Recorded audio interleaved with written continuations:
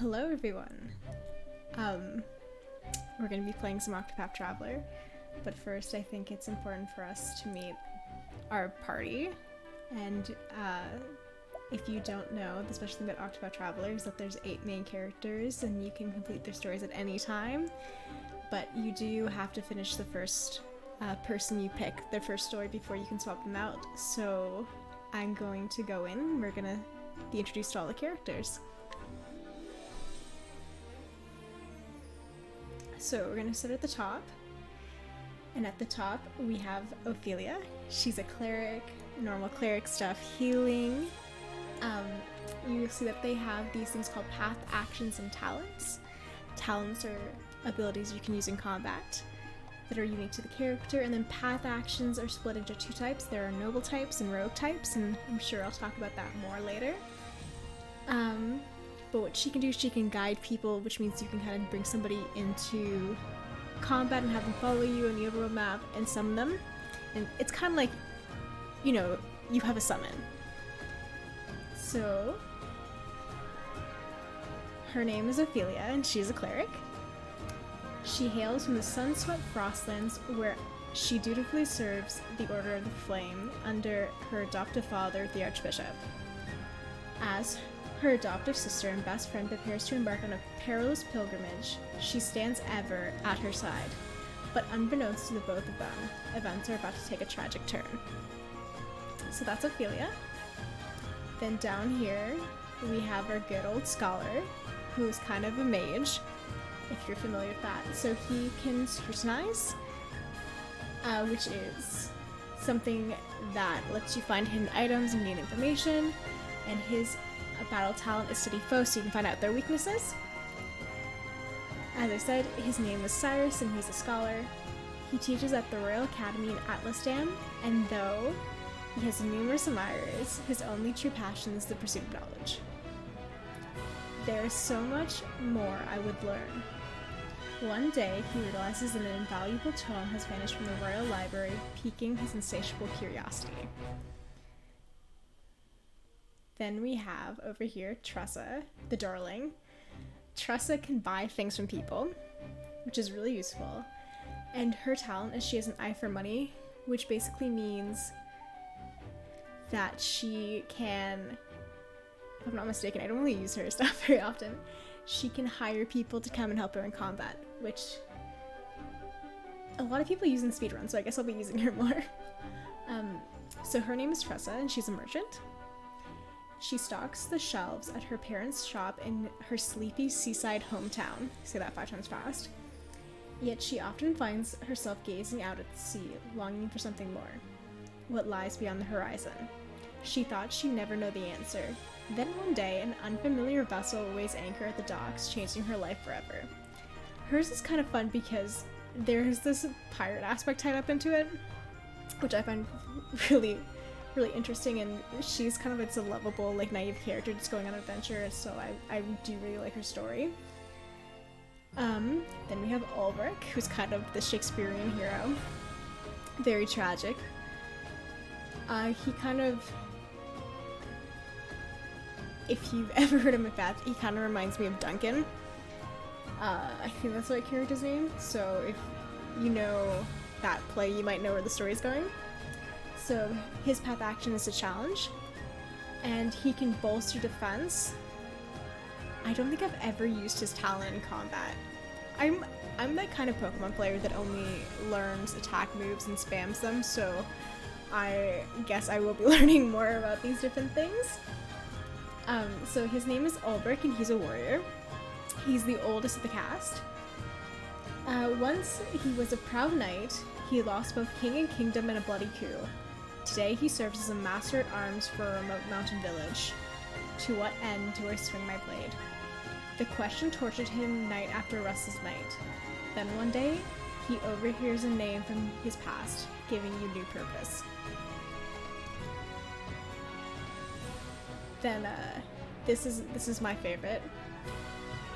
Her story is it's a little mature at times, especially in the first chapter, so I'll warn people when we get into her stuff. I think I will be picking her to go first just because I'm the most familiar with her. She's really fun. She's a dancer, so she's kind of the dark magician of this universe. But yeah, she's great because she starts out with an AoE attack, and she has access to. She's really good magic stats and really good attack stats, depending on how you train her up. So I really like starting with her, and plus she looks a little bit like me. So her path action is Allure, and her talent is also Summon.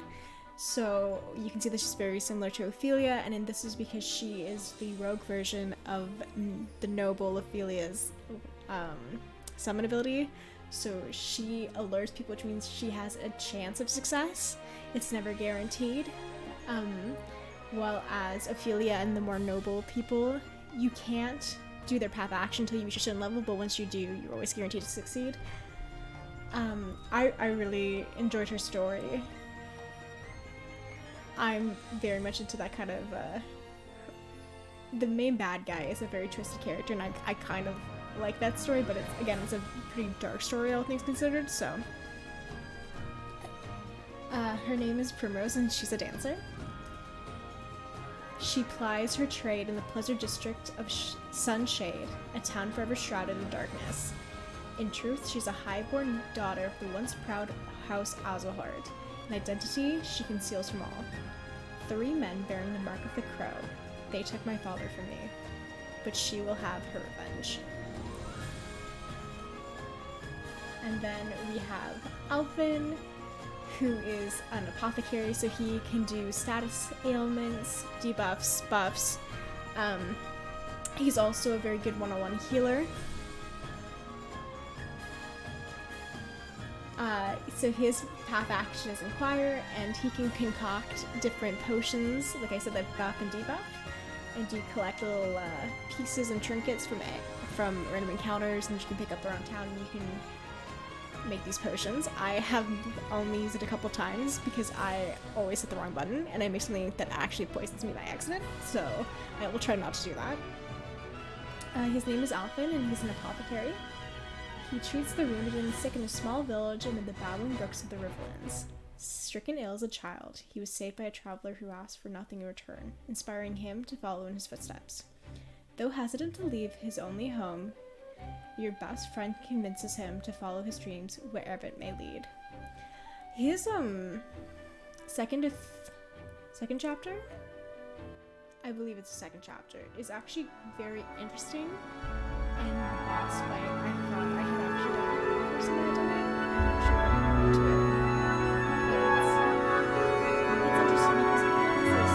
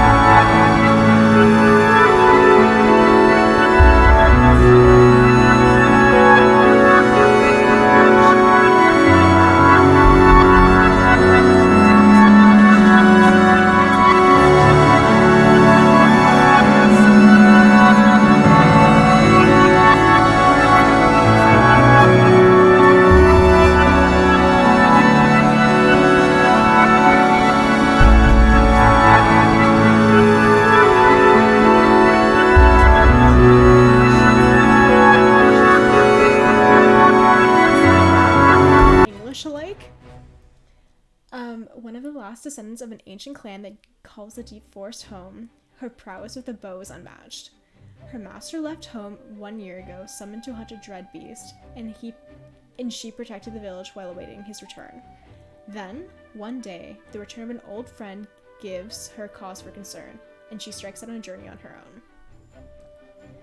So that's everyone. So we have Ophilia, and when you go around, you notice that they spell out Octopath. So you have Ophilia, Cyrus, Tressa. Oops. There's Olberic, Primrose. I should really just use the air pad for this. Alfyn, Therion, and Hannah. So I think we are going to start with Primrose, just because I know her stuff the best, and we can really get started with her. So I hope you join us.